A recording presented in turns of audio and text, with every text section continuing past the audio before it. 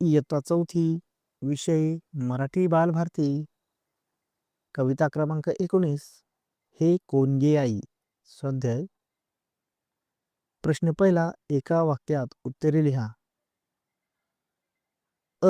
पाखरांसारखी शीळ कोण वाजवत आहे? उत्तर, पाखरांसारखी शीळ वारा वाजवत आहे. आ. कवी घाबरून का पळाला? उत्तर, कवीने नदीच्या थरथरत्या पाण्याला हाका मारल्या तेव्हा त्याला प्रतिध्वनी ऐकू आला, त्यामुळे तो घाबरून पळाला. ई. कवितेत घडलेल्या सर्व घटना कोणामुळे घडल्या?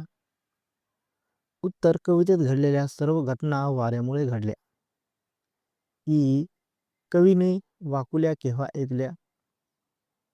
उत्तर, झाडांच्या सावल्या नदीच्या पाण्यात थरथरत असताना कवीने हाका मारल्या तेव्हा त्याला वाकुल्या ऐकू आल्या. प्रश्न दुसरा, खालील गोष्टींसाठी कवीने कोणते शब्द वापरले आहेत? अ. वडाच्या पारंब्या. उत्तर, वडाच्या दाढ्या.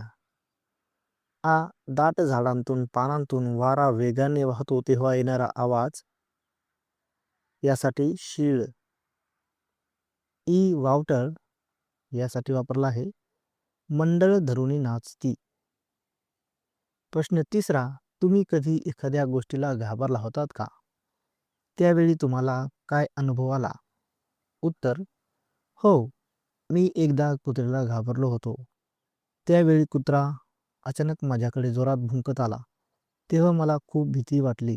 माझे हातपाय थरथरू लागले आणि हृदय जोरात धडधडू लागले. मला खूप घाबरल्यासारखे वाटले, म्हणून मी पटकन तिथून दूर गेलो. याप्रमाणे तुम्हीही तुमचा वेगळा एखादा अनुभव लिहू शकता.